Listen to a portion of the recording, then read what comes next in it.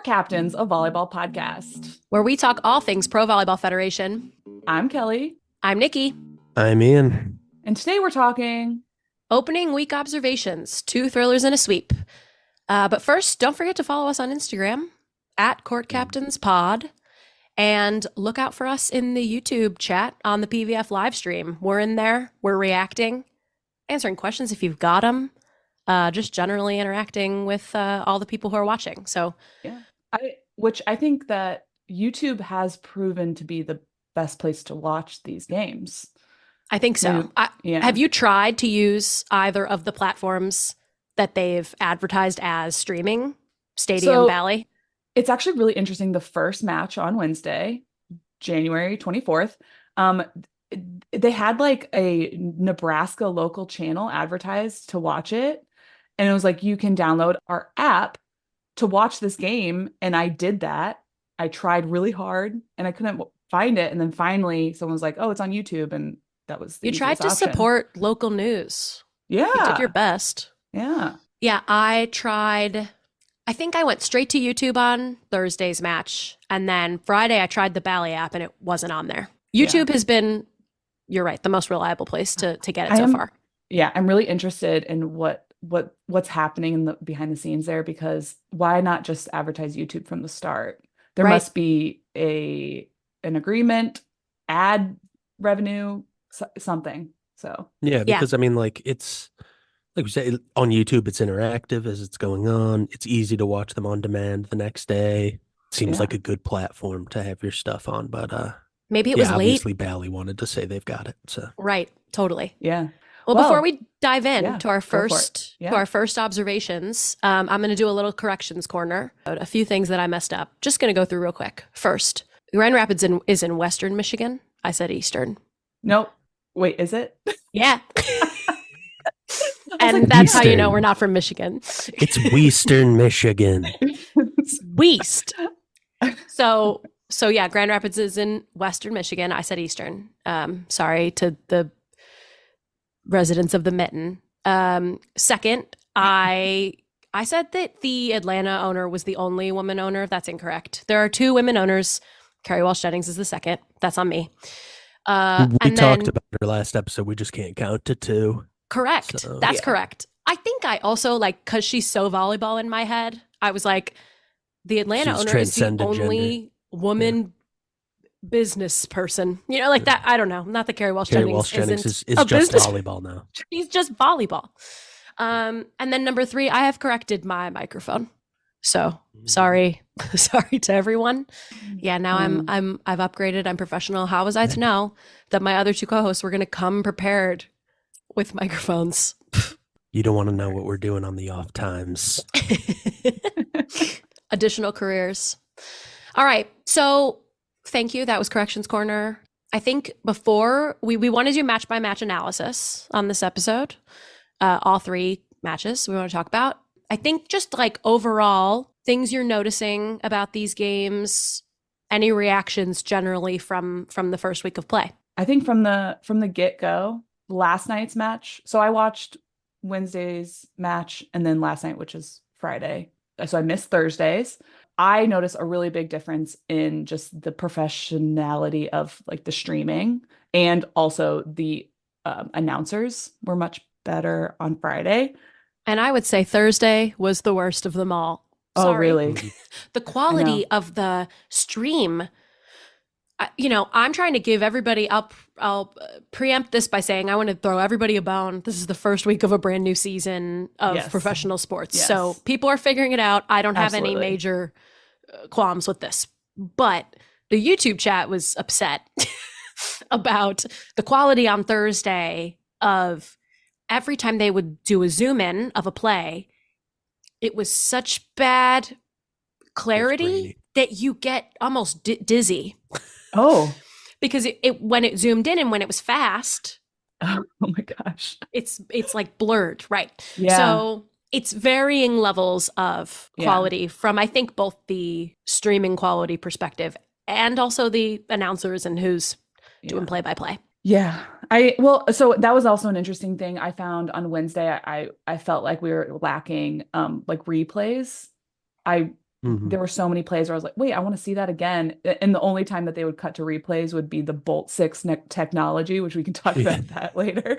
They were like, oh, Just this Yeah. is all great thing. tech. Just Oh, great yeah. tech. Bolt Announcers kept 6 saying, technology. this is really great technology. It's the Mhm. same. I mean, we can talk about it. It's the same.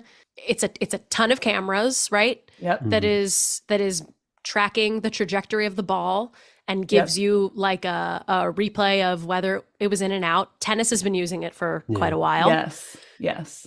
That is, you're right. Those were the majority of the replays, at least on Thursday. Yeah. Yeah. They're To hiring. see if there was an illegal block touch or Yeah. Also, oh my gosh, they do have a ref look at it. And at least on Friday, the camera went to the ref. I know her. She refed so Yes. many of my college games. Did you Same. recognize her? Yes, I had to text my old teammate Caitlin. I'm like, okay, am I crazy? Is this ref? Do I know her? Because just for the listeners, my memory is awful, just terrible. And she's like, yes, she and Caitlin goes, she refed our games at Marquette when we played there. And I remember talking to her, and she's been working her way up, and she's and Caitlin's like, I'm just so proud of her. I don't know her name. I feel like we I don't could look it either. up, or maybe Caitlin will Yeah. know, but she has dark curly hair. Yep. And I remember her coach reffing college games and club Yep. when I coached. But yeah, anyway, so the challenges, speaking of refs like reviewing footage. Oh yeah. The challenges are a part of NCAA volleyball. Yes. Yes. And do you know, Kelly, what the structure, because I think what I could glean from PVF challenges is it's 2 per set, but Yes. if you are right in your challenge, like if they overturn the call, you keep it. Correct. Yeah. Yep. And that's the same way as NCAA. Okay, cool. Every challenge rule I've run into is like incredibly archaic and weird, where it's something like you get 2 challenges, but if you get them both right, you get a 3rd challenge. Oh. But if you get one of them wrong, you don't get a Again, 3rd. Like that's it's a game that's the within a NFL game. way. Yeah. There were a couple times where it was close enough that I think the refs on the ground said, I'm not really sure. Let's take it to the Mhm. room. Mhm. And so Especially- that's when you don't have to use a challenge if they're just kind of like it was a close one. The lack of line judges was really shocking to me. It sounds like maybe they've had this the Bolt 6 stuff in the US national team in all the Olympics stuff, and maybe I just haven't really been watching and paying attention to those. But yeah, the lack of line judges was really shocking to me. And I know I've always seen those around. I think they're still in college in a lot of college matches. yeah. I mean, I imagine they can't have that tech in Yeah, it like sounds like every it's random expensive. college gym. Yeah. I think one of the announcers yesterday said how all the owners had to buy into it, and it was kind of a big expense. That makes sense. But I mean, that's the other thing that stood out to me watching the first week was just that like the crowds look good. The atmospheres were really good. I think Yeah, opening night on their website, they claimed like almost 12,000 people yeah, Mm-hmm. yeah. in Omaha watching that game. The things that maybe are an issue for us watching online, it seems like the live experience is pretty good. One thing I know, Nikki, you had mentioned in the notes, like there are no ads when you're watching on YouTube, right? Like that happens with a lot of streaming stuff, and it's weird because then you get to like feel how much time in the broadcast is usually taken up by just advertisements because Sure. it's just the Pro Volleyball logo.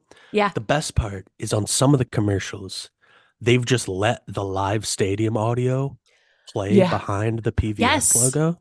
Which happened Yes. on And you can Friday. you could hear a guy in the Omaha game scream, "We have T-shirts and we're going to give them to you." Just in the You're like, background. And, "For yeah, me?" T-shirt cannon guy just fire like he was really keyed up. So I feel like, they're trying pretty hard to make it like a fun experience in the venues on the night. Yeah. So that's Everyone cool. was, when they would show what was on the big screen, everyone was so excited. Yeah. And so Yeah. many kids. Yeah. So Mhm. many. I can tell that they're doing big promos with clubs in the area, Yes. probably giving them discounted tickets or big group orders to get like full youth teams in the door sure. and getting excited about it, which like is just such a good way to get the environment up. And it means that there's a lot of screaming, Yeah, it's good. but it's high pitched. I think I saw some comment that someone wanted the floor, like a mic more on the floor so they could hear the hits and the grunts. Mm-hmm. And I'm like, honestly, it would be less quiet, I guess. Yeah. Yeah. I mean, that's the other thing is there's so much less kind of like atmosphere audio in the telecast, Mm-hmm. where Right. even though it's 12,000 people, it sounds like they're in like a YMCA gym talking to each other doing the commentary just because they don't have all the mics everywhere. So yeah, Well, that's what I think is like, will they be able to translate that to the telecasts? Will well, be and interesting. I think different broadcasts had kind of different situations that they were. So like Friday last night, they did seem to play the video that was playing in the arena and the sound between points, and there were fewer breaks.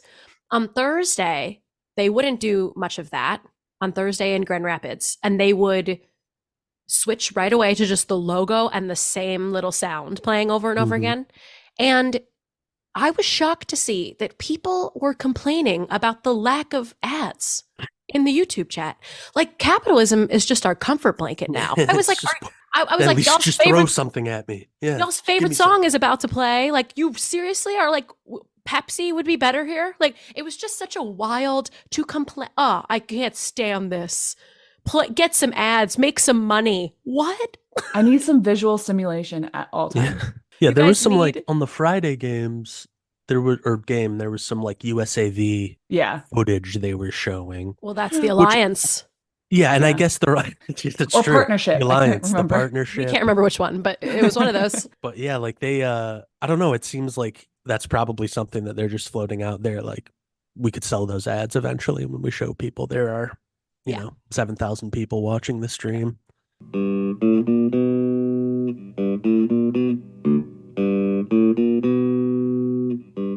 Thought that we would do first a little box score statistics overview, how to read stats, how to determine whether the team is successful. The first thing we observed, right, is that the 3 matches, all the stats are available on pvf.volleystation.com, but they're different. So my Team number stats, one, they also have full play-by-play recap. Yes. on the They do. website, Cool. which is pretty cool. Mhm. Yeah. But in terms of the box score, my first thing is it seems like 2 of the matches did not have assists or digs, right? Yeah. Yep. In the box Mhm. score, which Yep. that's, to be fair, that's not an efficiency calculation. That's just a quantity. And the number of assists and digs that a given player gets over the course of a match largely has to do with how long the match is. So Yes. Sure. you wouldn't objectively say if that libero had 30 digs, she's better than the libero that had 15. Sure. What that could mean is the first libero played 5 sets of volleyball and the second only played 3. So Do they have a stat where they average that out like per set? yes, probably To per try and set compare Yeah. them? Digs per set is and Yeah. assists per set as well. It's also they're not point earning stats, right? Sure. You're not going to get a kill or a dig does not equal a point necessarily. And I think Yep. Mhm. Same with an assist is a point, but it's that's a little more complex because that the setter doesn't have control over how the point is made, how the kill is made. Sure. So I mean, I guess they're like, I love stats, so I'm down. But I guess Same. this is it's just like I like stats that'll give you a view of like the context in the game. There Yeah. are other things that are valuable to a team Yeah. other than direct Totally. point scoring action.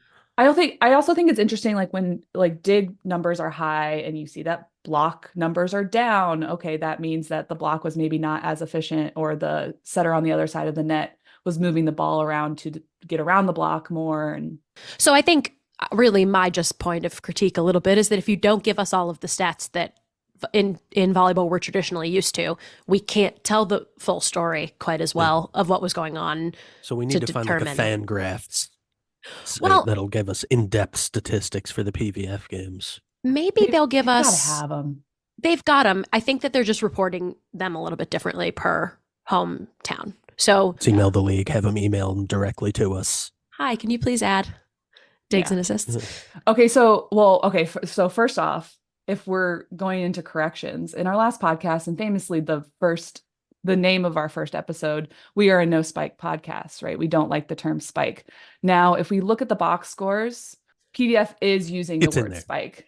But It's only in for there. 2 of the 3 matches. Oh, really? They changed the other it? one they So used kill, that's it. which is how Kill. they used kill. So this is So how they saw our episode. And I they're didn't like, even know that was "Oh, an right, option." That's not a thing that people say." I actually have, or actually, here's what I think it is. 2 of the matches, the category was spike, and one of the Yes. matches, the category was attack. Yes, Mhm. which is I think more of a standard in the international play. And then there's a difference. This kind of stumped me for a little bit. On the games where it's spike, they're using the term points instead of kill. And then kill percentage. Kill percentage and EFF percentage is efficiency. So let's Yes.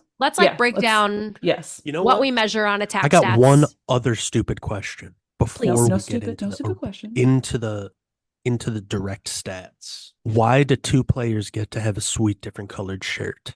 Oh, the hell's libero going on educational there? moment. Here we are. Yeah. Yeah. Wow. Kelly, would you like to Bring it on. explain? I will try. So libero is a special position. They are denoted by having a different color jersey, and Yeah. they are allowed to switch in and out of the game without having an official substitution and counting against your total substitution count. How many do you get in a game?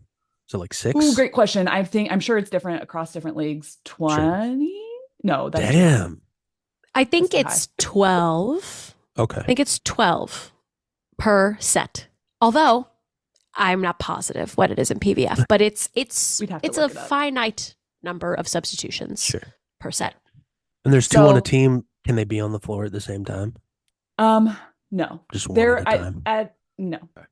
Well, so I'm actually, I would have to look it up because I don't know if they can play in the same set at the same time. Can they? I'm not sure what this That's league been is. That has been Sure. a rule before. It was a rule, I think, when I was in high school that you could have 2 liberos and they could essentially switch out. Also, liberos have all these special rules attached to them.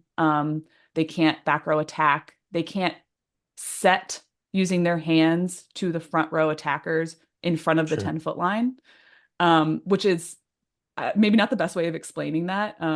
If we had like video, I could show you that's I allowed, get that's that, not yeah. allowed. Yeah. What I'll say is that liberos, who is going to be your libero, is a player who is a defensive and serve receive specialist. So they are only going to play in the back row. I would notice that most of like general observations from week 1, they're usually on the shorter side on the team. Because they're not Closer to the allowed ground.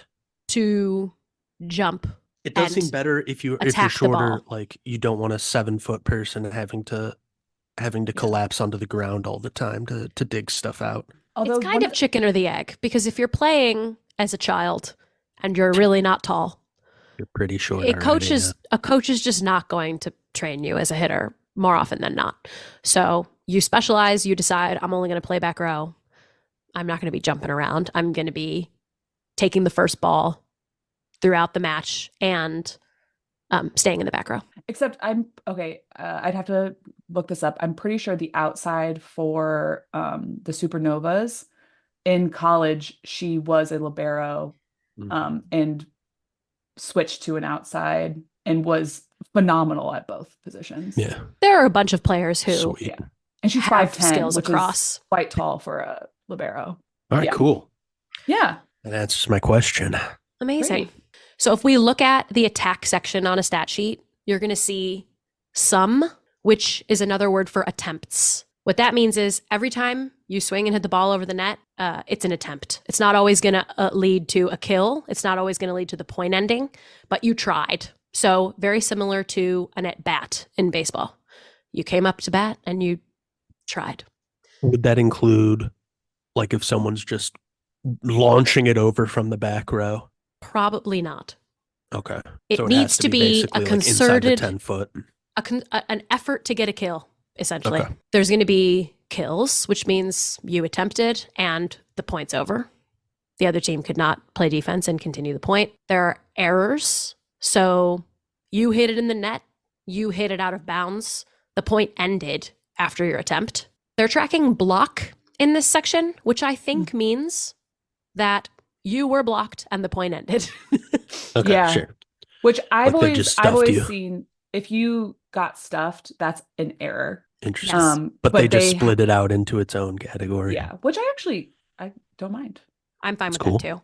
I always used to, when I was taking stats for my girls, I'd be like, did the blocker do a really good job there? Or did you do a bad Yeah, job did you mess hitting? it up? Yeah. And that's how I would determine whether like could you That's have avoided that? Or yeah. like, I mean, was the that's block like amazing? that's like a baseball error, right? Like they'll Yeah. give them Yeah. the credit of like, you tried really hard, you just didn't get it. That's Yep. not an error. Yep. Or Right. like you should have gotten that. But I think that they're just saying, if you're blocked, you're blocked. And so those are the parts to the whole, right? Those are the numbers that we'll use to get a read on kind of the absolute of how many kills did you have. But then if we want to talk about how we use those to calculate other things. Yes. So two main percentages. We have the kill percentage, which is just kills earned divided by how many attempts you had. I don't find that this percentage is very useful for determining anything, but it looks nice when you're like, oh my gosh, I had 100% kills. So the thing that's used more is your efficiency, which going back to baseball is very similar. Like what a good hitting percentage in baseball is kind of correlates to what a good hitting percentage is in volleyball, with some caveats, so that's how whenever I'm watching baseball, I think about volleyball hitting percentage when the stats come up. I'm like 300. Oh, that's good. Nice. Anyway, yeah, so actually for different positions, efficiency, the actual calculations is kill minus error divided by total attempts. And in these calculations, they're, we said that with block, they're just splitting out whether it was like kind of actively your fault, whether you were blocked. Yeah. A block is still considered an error in that calculation. So they're subtracting total number of kills. They're saying total number of kills minus errors minus blocks divided by the total attempts gets you your efficiency percentage. Yes. Same for serves as well then. Yeah.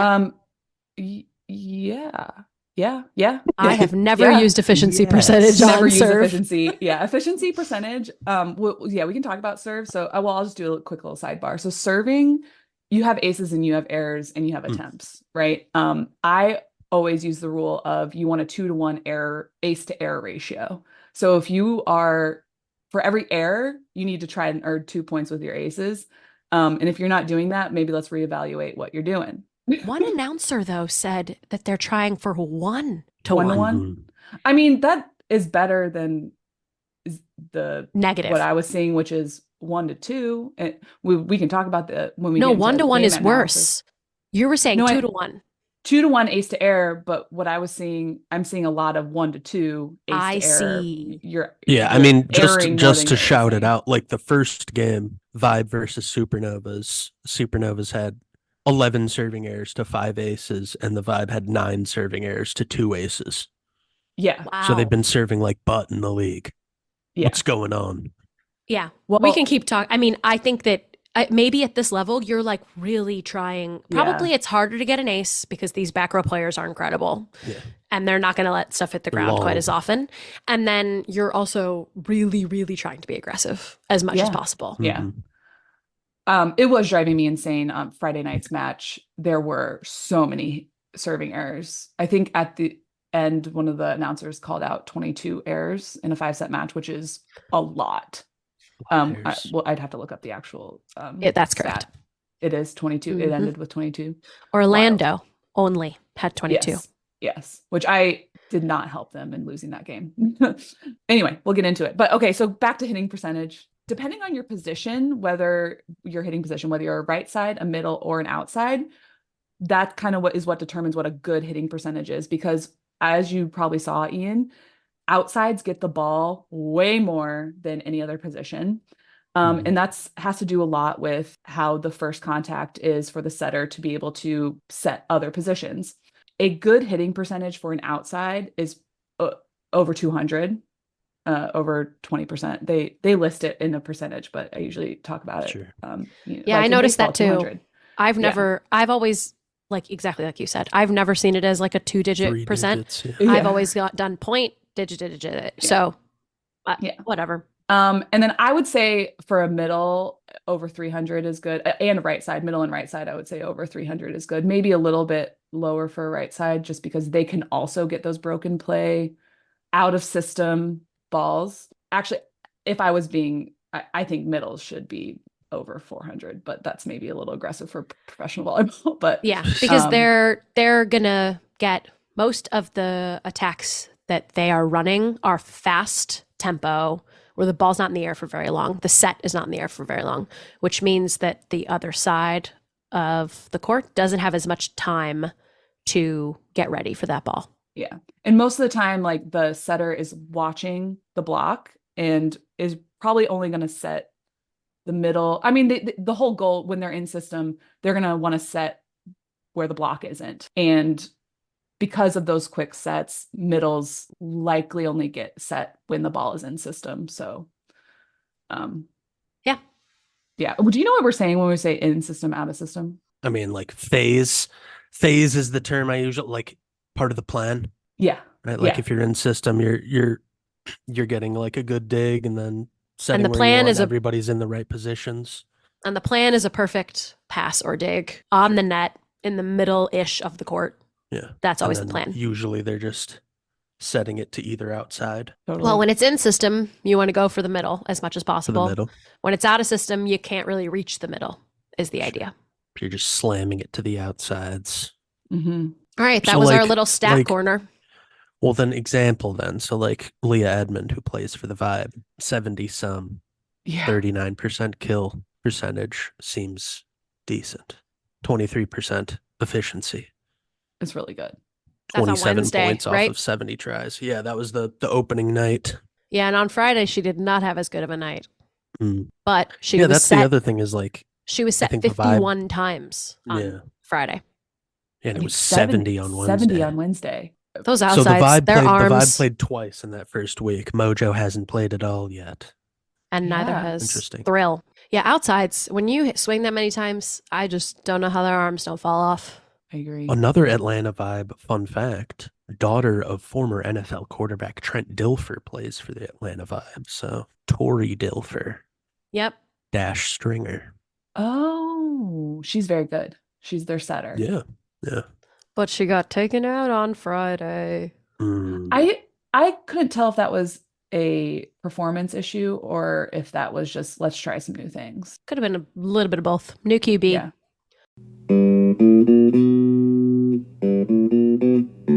Well, do we want to talk about the matches? Yeah, let's talk about the matches. We're burying leads here, and I think we can Yeah. just jump in. So I did not watch Wednesday. I would love to hear what y'all thought. I watched all these games this week. Proud of myself. But I gosh, did not super watch them fan. all. Yeah, I did not watch them all live. So I would just wake up the next day, start working or telling people that I was working, and I had the volleyball on in the background. So that's how I consumed these games. And it makes it nice because then you can fast forward through the Pro Volleyball logo. Yes. That is nice. That's just there for like 2.5 minutes when they're But you not can trying to sell me interact. soup or like, you know. But you can interact in Gambling the ads. chat. Yeah, that's true. That's true. My No, two no chat. chat interaction. Yeah, I did. Yeah, I watched it live on Wednesday and it was the longest game of my life. If that It makes was sense. long. It It so was long. I mean, so that's the thing too, is like this, that's like for a 5-set match, it's like full football broadcast length. It was like 3 hours long. Honestly, I was like, I don't remember 5-set matches being this long, like when I would play them. But Well, it did. it's I just mean, different. I'm not sure if they have the whole set by set score on their website, but I mean, it ended up 15-13 in the 5th set. So Yeah, I can don't you think give us any the of the score? sets were like, none of the Yes. sets. The Atlanta Vibe beat the Omaha Supernovas 3-2 on Wednesday night. The Atlanta Vibe was up 2-0, then lost 2 consecutive sets to Omaha, and then won the 5th set 15-13. They went the distance in all forms because all 4 of the sets were pretty competitive for the 5th set, so it was long. Yeah, it was a 2.5 hour match. It's intense, an intense way yeah. to start the league. Yeah. Yeah, so just set by set score here. First set 26-24 Atlanta. Second set, 25-23 Atlanta. Third, 25-17 Omaha. Fourth, 25-19 Omaha, and then 15-13 Atlanta. So All tight. No blowouts, really. a lot of point scoring. So who did you like? What did you observe? Is it time for Ian's inquiry? Yeah, Ian's I think it inquiry. is. I mean, so I want to like, hear. yeah, I want to hear what if Ian we has to have say. one thing a week, I'm gonna try and get especially interested in. This week it was Omaha Supernovas player Bethania De La Cruz, because they went pretty hard on her history on the telecast, and it was very interesting to me. I don't know that she had like a great game, it wasn't Not like it particular. wasn't She anything had crazy. her serving did a lot. Yes. Um, Serving did a did a lot, lot for not a them. ton. Like, I think she had some blocks. I think she had, 3 aces in that first game. But stuff that was super interesting to me is that she's 36. It's always nice seeing people of my age group being successful in athletic places, because that's, I'm envious of that. I don't think I could Is could she gonna jump be a the single time. LeBron? Is she gonna be the LeBron of this league? I mean, it seems like she's been the LeBron of every league Cool. since 2006. So she's from the Gosh. Dominican Republic. She was the MVP in the Dominican League in 2006. She was the MVP in the Puerto Rican League 5 years later in 2011. She was the MVP in the Indonesian League 5 years after that in 2016. She's got And then range. she was the MVP of Athletes Unlimited last year in 2022, 6 years after her last MVP. We talked about Athletes Unlimited last time, where like the best performers become captains and they redraft the teams. She was a captain every week of last season. She was the She top sounds point like then scorer every week. she's just an expert too. If she's Yeah. recruiting, if she's drafting her team in Athletes Unlimited and still winning the And most, getting the most points. Not only that, but they played 15 games. They played 15 games in those Athletes Unlimited seasons. She was the game MVP in 13 of the 15 games that she played in. Oh my God. She's Yeah, won 8 gold medals, 9 silver medals, 6 bronze medals with the DR in various tournaments. Wow. My only note about specific players from this game is De La Cruz rocks, and then I put I put Megan Hens rocks. So those were just an ultimate badass. So I agree. That's incredible. What did you like watching her play, or did you really just key into her because announcers were excited about her?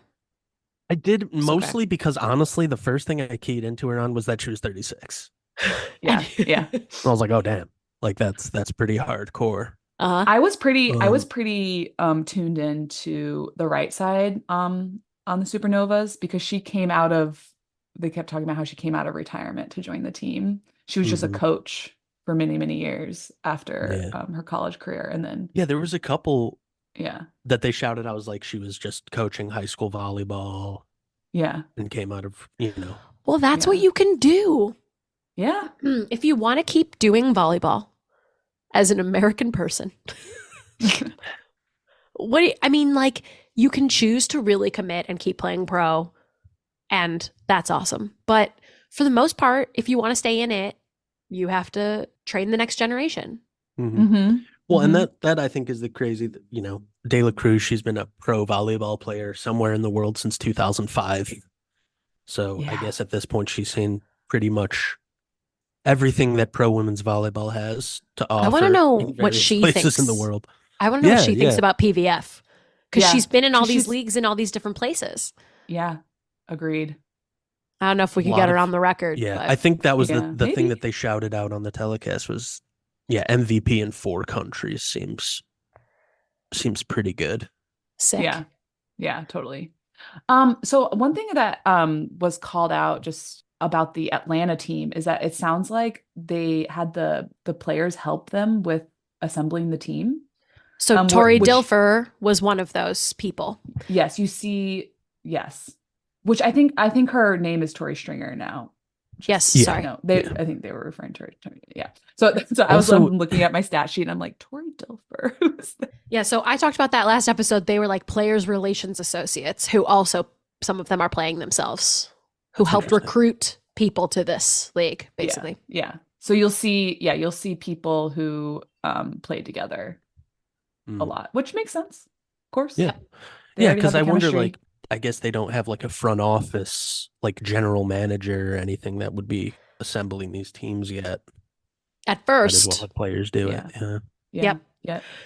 So what did y'all think about the outcome of the game? Did you feel like Atlanta had it in the bag? Was it just so tight the whole time? Like, how did you feel about I this was game? just surprised that it's the same as tennis. When you're down, if it's a 5-set tennis match and you're down 2 sets, I'm like, damn, I'm out on this one. I'm not gonna try really, really hard for two, but they did. They Yeah. went for another hour and a half, came all Yeah. the way back just to lose in the 5th set, which I'm sure is rough. Heartbreaking at home. Impressive. I think it shows the level of experience in the Vibe team that they were able to do this twice. They I should find it, but I think that on the Wednesday night telecast, they before the game shouted it out. I think they did like a coaches poll, like a preseason coaches poll They of did. like who would be favorites. Yes. Very I similar think the Vibe was to up there. very Yes. similar. I was surprised by that as the preseason rankings, but it's What were very similar to what I gotta AVCA. find it. Yeah, what were the preseason rankings? Because I actually Let me pull them up. How they did it was all of the coaches vote on who they think Mhm. the teams that to get rankings, and they do it every week. So it was here are the full rankings for you for the 7-team league. Omaha Supernovas got 4 number 1 votes. They're number 1. Atlanta Vibe got 2 number 1 votes. Columbus Fury got 1 number 1 vote. So those are the top 3. okay. Then Grand Rapids, San Diego Mojo, Orlando Valkyries, Vegas Thrill. So Interesting. yeah, so they put the two strongest teams on opening night according to the coaches in the league. I And it feel like wound the up being opening a good game, opening night so. choice had more to do with wanting the first game to be in Omaha. In Omaha, yeah. Yeah. Yeah, Where no, they it was an had awesome environment. So 11,000 people at that game, yeah, almost over 12,000. Yeah. which was the most of any game in the first Mhm. week. Yes. Yeah, the numbers were good on all those. Yeah. All those. Grand Rapids had 7,000 in the crowd. Orlando had 5,500. Yeah.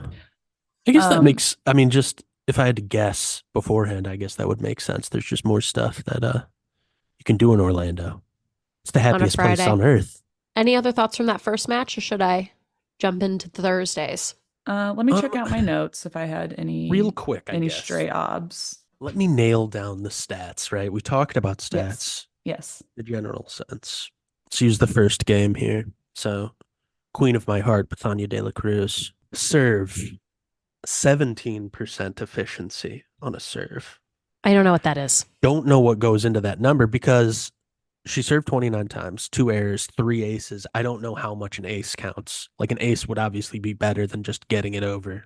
I bet it has to do with how the other team receives it. Sure. So like there's even more going into it than Which the we numbers they're didn't, giving us. right? On the We didn't stat even sheet. talk about what the reception percentage is, which is basically it's if the setter can run in system or out of system, depends on if it's a positive, neutral, or negative serve receive result. So And you so gotta I have would, like a scorekeeper that's just judging those things. yes. So I would guess that the serving efficiency has to do with the opposite, like the counterpart to that. We'll have to sit with our pen and paper and do some math. Well, that's what's interesting to me, I guess, is like because if you look through the attack part of the stat sheet, there's like 10 players that have attack stats. There's only 4 that have receiving stats. So That it makes seems sense. like You yeah, only so like have- you're having the same people receive the ball every time. Yeah. Obviously, there's like 4 players per team that have the majority of the attack stats, but there are still a couple in there that have like 10 some attack versus 50. Well, you also only have 3 people passing at a given time, and Mhm. both front row and back row players can pass. They just need to Mhm. stand in a certain way so that it is technically legal. Sure. But during a game, you're going to have 5 or 6 people hitting as you rotate around because you Yeah. can't. Get it to the same 2 people every time. Yeah, you have more hitting options than what usually is passing options. I mean, yeah, according to the stat, you can see who they prefer to get it to hit it, but it seems like sometimes you just can't quite get it there. So there's a couple women with 5 hits just spread in there. All right, cool. I'm getting it. Yeah. Understanding. You really are. Should we go So- into Columbus at Grand Yes. Rapids? I want to hear about Thursday's match. Okay. This And now match is Grand was- Rapids in Eastern Michigan or Western Michigan? It's in Western. Okay, great. It's in Western Nice. Michigan. So Grand Rapids with a surprising sweep, 3-0. Yeah.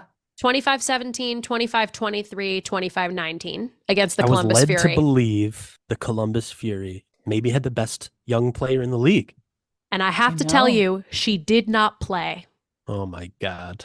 So She's out already. She's there out was a lot already. of speculation in the chat. Oh my God, is Asia O'Neal injured? Oh my God, where is she? Everyone just asked every couple minutes. Someone was like, "Can we pin it?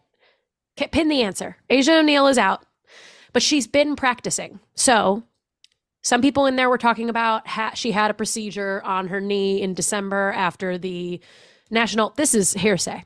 This is comment section hearsay.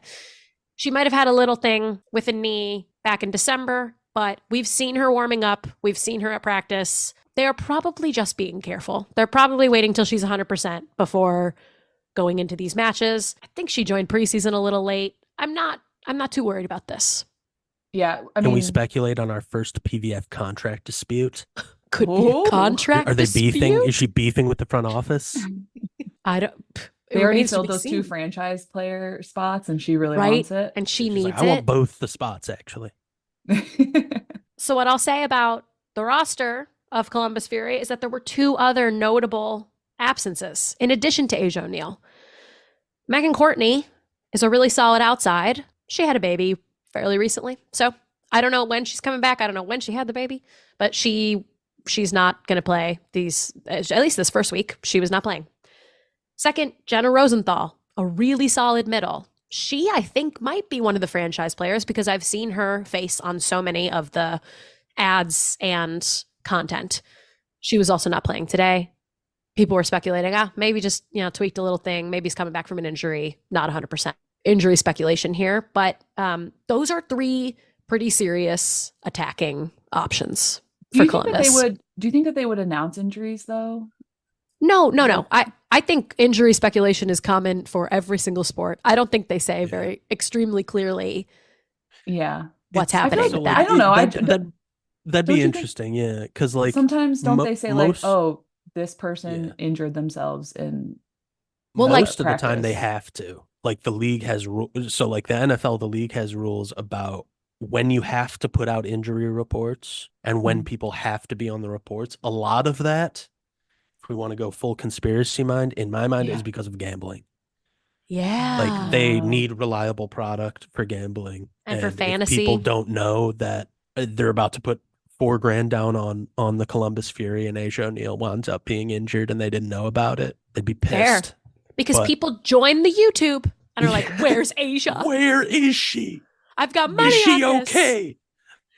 Well, and so on the other end of things is, at least in my viewing of the NHL, they're notorious at this guy's got a lower body injury. They have 2 injury designations, and it's lower body injury and upper body injury. And upper body injury could be anything from a concussion to getting your arm torn off in a wheat thresher. It doesn't matter. Violent. They Getting say the hit. same thing. To having a teeth situation, having a needing to go to the orthodontist. They like to think that they're doing like psyops, that they're keeping really important information from their opponents so they can't plan knowing whether or not this person's going to be gone for 4 weeks or 2 weeks or 1 day. And that guy's nursing a knee injury, so I'm going to check him and put him dig my his knee. Dig into his knee. Oh my gosh. There have been hockey players that are out with an upper body injury and it comes out that they had a stroke. Oh my god. So I don't know where the PVF falls on it's that gonna scale. Fall here. We'll find out. I mean, the betting reason makes a lot of sense to me. Mm-hmm. Yeah. Interesting. So those are notable absences from the Columbus Fury active players important absences, from the other night. Pretty important. And on the other side of Grand Rapids, we had a lot of really solid pin hitters. So when I say pin, I mean the antennas, and that's going to be the outsides and the right sides, or right side is also commonly opposite opposite side hitter. So yeah, people are pumped about Claire Chaucy. I'm seeing Air Claire. I'm seeing Air Claire. I'm pretty sure she's Louisville, and fairly recently. I think she graduated in 22. She had 21 kills. She hit 320. So she was very solid on the outside. 21 kills on a 3-set match is pretty. It's a lot. Yep. And then on the right side, this is my Grand Rapids pick to click. Emilia Dimitrova. She's Bulgarian. She had 12 kills. She hit 340. Extremely efficient pin hitters. Dimitrova is a 17-year pro. She made the Bulgarian pro team when she was 16. Wow. So I think that puts her in her She's a legend of the mid-30s. game. Very solid. Fun to watch. Really good back row. Has some good back row attacks too. I'm a big fan of Dimitrova. Overall, Grand Rapids definitely out-hit them from a quantity and an efficiency perspective. Grand Rapids had 46 kills. Columbus only had 26. That seems like it should be a rivalry too. They're close together. Yeah. So what's interesting there is like if you're getting out hit and 3 of your best attackers are arguably, I mean, no shade against the girls that played. I guess a little shade in that most of them hit 0 or negative. But yeah, they wouldn't be expected to carry that load on a regular with a score match. of 25-17 in the first set. To me, that sounds like they were out scouted. Which is that even fair to say for the first match? I don't know. But they just couldn't get it done. We're saying that like Grand Rapids is sliding into the analytics slot of the league. Yeah, maybe. What's interesting about that is they're doing the best scouting. Grand Rapids has a Big Ten treasure as their head coach. Kathy George was head coach at Michigan State for 17 seasons. Wow. Nice. She just left that post for this. So I think in terms of what she was able to bring in scouting, all of these college players who have played sometime in the last 17 years, that's a fair point in her being able. Yeah, right. She was able to go into her back files.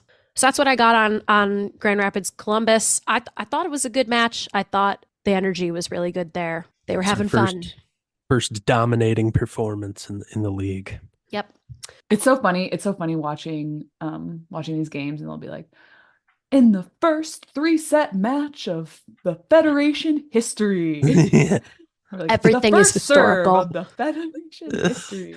It's like the first streaker to run out on the court in Federation history. It's amazing. I would love to be like the first dive into the stands in Federation history. So one other thing, my youngest sister, she was over last night. I had the game on. She was a high school volleyball player. She also liked the ability of the players to pick their desired shorts. Oh my gosh, yes. Huge. Leggings. Massive. So that's an NCAA thing as well. They recently allowed that. Actually, I actually don't know if it was ever against the rules to wear leggings. Yeah. Yes, it was. It was. Okay. We don't want to see that. Never thought to ask. When I was in college, the legging technology was not good enough. I didn't feel comfortable wearing leggings to play volleyball. They fall down. They fall down. The only other thing I'll mention about the Grand Rapids game is there was a first serve. So cute, just like baseball first pitch. Oh, that's fun. That's pretty nice. It was like a kid who played, so she got it over. It was so adorable. Okay, I'm ready to talk about last night's game. Are you ready? Right. Yeah, which we all watched. Watched last night's game. Wow. Was that the first Valkyries game? It was, yeah, okay. So second Vibe game. I was really, are we supposed to be neutral? But I was really rooting for the Valkyries. Me too. They had a cool logo. Yeah, cool logo. I mean, a lot of players from Puerto Rico too. Which, by the way, I just have to say, I think we need to look it up. You know, there was that like 2 international player rule. Yeah. I'm not sure that Puerto Rico counts as an international player. Oh, yeah. That's America. It's America. Yeah, you're right. It's America. They're just that's like the loophole. There's always a loophole. Puerto Rico talent. I was rooting for them too. That was, I think, the best broadcast Yeah. from announcers and from quality. Yeah. I think they're pretty used to it because I believe they're playing where UCF volleyball plays. Yes. Who the head coach of the Atlanta Vibe is the former UCF coach. Yep, that's right. Nice. It did seem like that one stood out to me as having the most rallies of like Yeah, it was a ridiculous long- length Yeah. of the It three was a long games. game. So 5-set match. Orlando took the first 25-20. Then the Vibe took 2 and 3, 27-25, 27-25. Orlando took the fourth. They crushed 25-16. That was not a contest. No. And then the fifth went to Atlanta 15-12. It was a 2-hour and 42-minute match. In the fifth, I believe Atlanta was up 12-6 or 12-7. And by one point, it was 13-12. Mm. Orlando came back, went on like a 6-1 point run, Yeah. which was wild. Yeah. I thought it was a great match. I thought it was so evenly, even in a lot of really good rallies. I truly think the only reason Orlando lost was because of 22 missed serves. Yes. Mhm. Compared It to was 9 heartbreaking. missed serves from Atlanta. They both hit very similarly. Mm-hmm. Atlanta hit 100. Orlando hit 160. It was super tight. Something I really loved about Atlanta was they were a strong middle offense. Karis Watson played great. 10 kills, hit 370. Shelly Fanning had 8 kills, hit 260. Their outsides. Yeah, Leah was not performing as well as she did on Wednesday, and I wonder if it was because she had 70 swings on Wednesday. Right. I just noticed that Grace Cleveland actually didn't play on Friday. On Atlanta? Yeah, and she had a great game on Wednesday. I'm sure it's what position? Right side. I'm sure So, it's more just let's figure it out. And Yosiana Presley 2 games in 3 days. You're gonna need like a deep enough bench. Yosiana Presley played right side on Atlanta, and she's not on the roster right now. Interesting. I see her in the stats, but I'm sure that was just like the website isn't updated from whenever she signed a few days ago. She played at Baylor. So did Shelly Fanning. So yes, Shelly was like, "Hello." Yeah.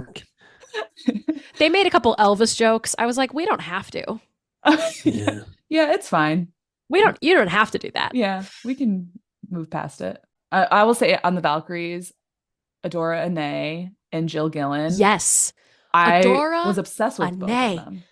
I was going to say that. I'm a huge Adora Ane fan. Yeah, I was like, feed her the ball. 18 kills. Jill Gillen had 15. Hits. Jill is an inspiration to all the short queens out there. Was she 5'8"? 5'7". 5'7", hitting outside. She's phenomenal. She's very good. They did love to talk about her hops on the yeah. broadcast. It was kind of I was like, right. If she's here, then yeah. she has the hops. That's what she worked on.